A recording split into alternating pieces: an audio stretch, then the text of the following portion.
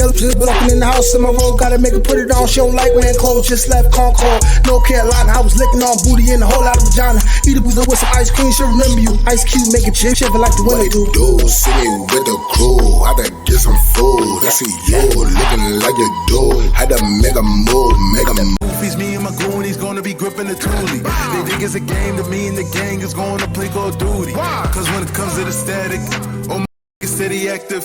Catch you lacking in traffic, giving close caskets. I'm in my lane when I'm spinning the block and I'm putting the pain. What up, y'all? State Almighty, aka the Global Dark Skinny Ambassador, aka the hardest working YouTuber on YouTube. Almost at 1,000 videos. Now I'm telling you, man, get down now because I'm gonna drop a video that's so amazing, it's gonna change my life. And I only got love for the people who was there from the beginning. It's 3 words for the rest of y'all. And one of them words is suck. But yeah though. This is another Rikers Island story for that ass.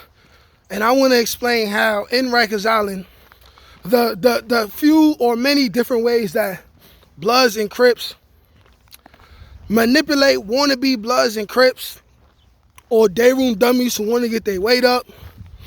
They turn them into crash dummies, aka the fall guys, for various, what's the word I'm looking for? Various. I'm just going to say deeds because it's an I word that I'm looking for in the middle of that, but I can't think of it right now. But without further ado, let's get to it. But first, go ahead, take that time to hit that like button for the algorithm. Thank you very much. You know, also hit that bell if you ain't hit that bell before and it's your first time watching. But let's get to it like this. You in Rikers Island, right? You in Rikers Island. You not aware. You yourself are not aware of the fact that you're being exploited because you want to be down. You's a brandy want to be down ass nigga, right? Now, you want to be cool with you want to be down with the cool kids, but you want to be down with the cool kids in a way that's detrimental to your future and your well-being. You're somebody who they spot early on that you're very, very, very thirsty. Now, it's one thing to take the initiative. It's one thing to be somebody who wants to prove themselves, but it's a whole nother thing to be a sucker and be a crash dummy, right? And be a pop-off dummy.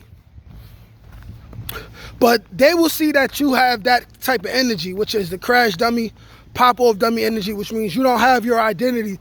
You looking to find your identity within jail, right? So the house runners, dudes on the team, right? They will take advantage of this and they'll say, hey, listen, you want to get your weight up? You want to get your weight up? All right, cool. So this dude right here, this new guy in the crib, which could be somebody who the house runners are really worried about. Maybe they know this dude is like a boxer or something. Or maybe it's somebody who is a part of the same gang but a different set and it'll look crazy if they attack this person themselves.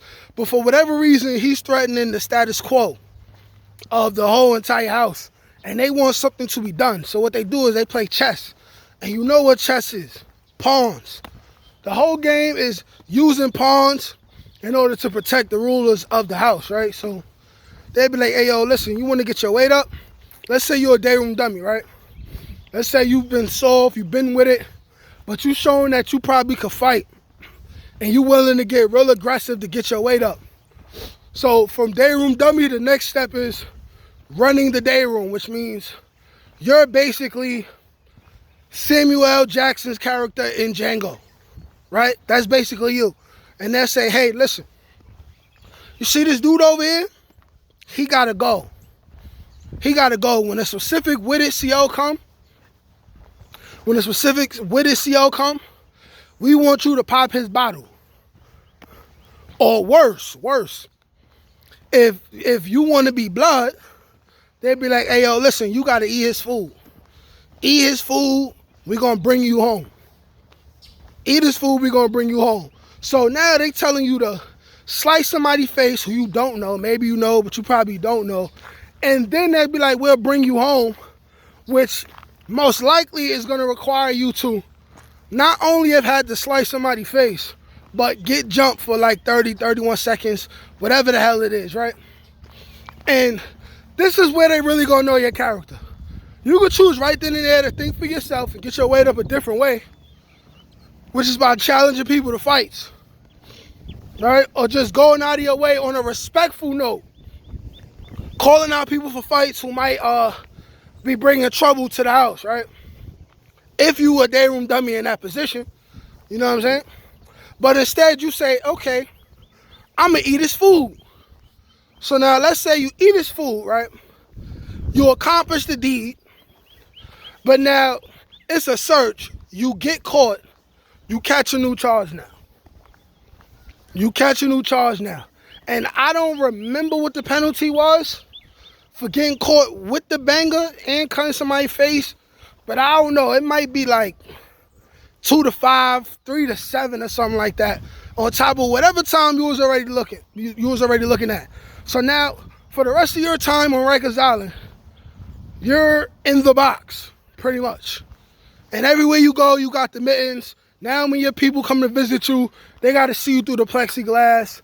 Now you walking around like you damn Hannibal Lecter or somebody, right? This is the consequence of wanting to be down. And gang members will exploit that. Another thing, wannabe gang members, right? Wanna be down brandy niggas, right? It could be something as simple as this. They'll know you want to be down. They'll start asking you for favors. Now, let's say you come in and you not a day room dummy. You good because you part of the gang, but they still don't respect you like that because they don't feel like you put no work in. They feel like you a cornball, right? But they just like can't spank you because it'll look bad.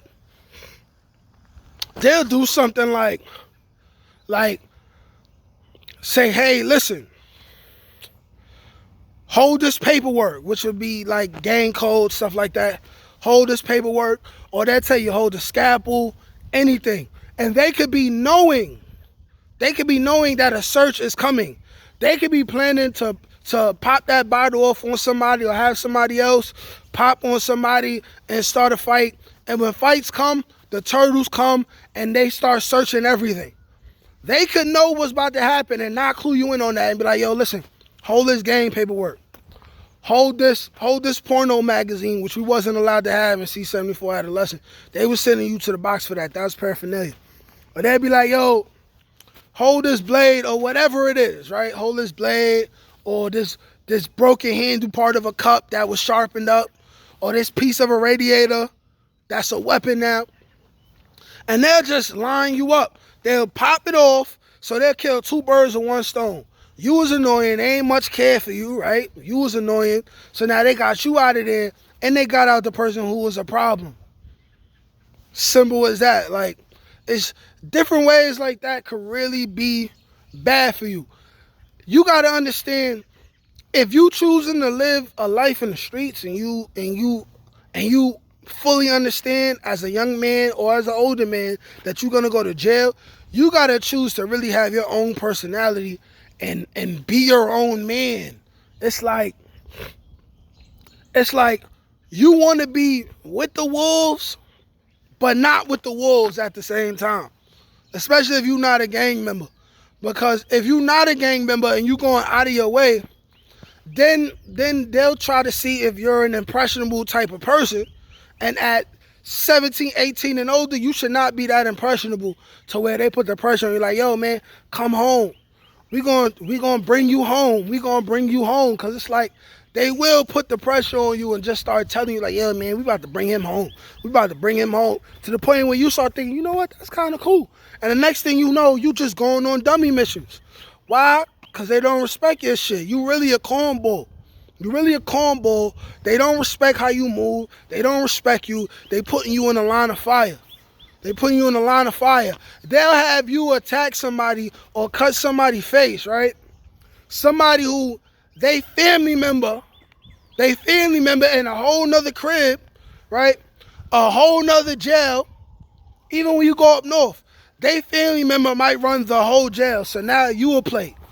Now you a plate, and what you did is gonna come back to you because you wasn't righteous in your decision at that moment. You know what I'm saying? Sometimes things gotta be done. But when you doing things for other people, that's when it get wacky because you don't know the background information. It gets spooky out here, man. You know what I'm saying? But yeah, like I said, you get sent on dummy missions, they'll tell you to hold some type of drugs, and now you might, let's say you don't even do drugs, but you walking around, use a transporter, use a mule in the middle of Rikers Island or whatever jail facility you in for somebody who don't got no respect for you, and when you go to jail, and when you catch another charge and you go to the box, they're not gonna do nothing for you, bro. They just gonna call you day room. Is that the life you want for yourself? I suggest you stay out of jail. And I suggest you be a man and think for yourself, man. Like, shit, come subscribe. Peace.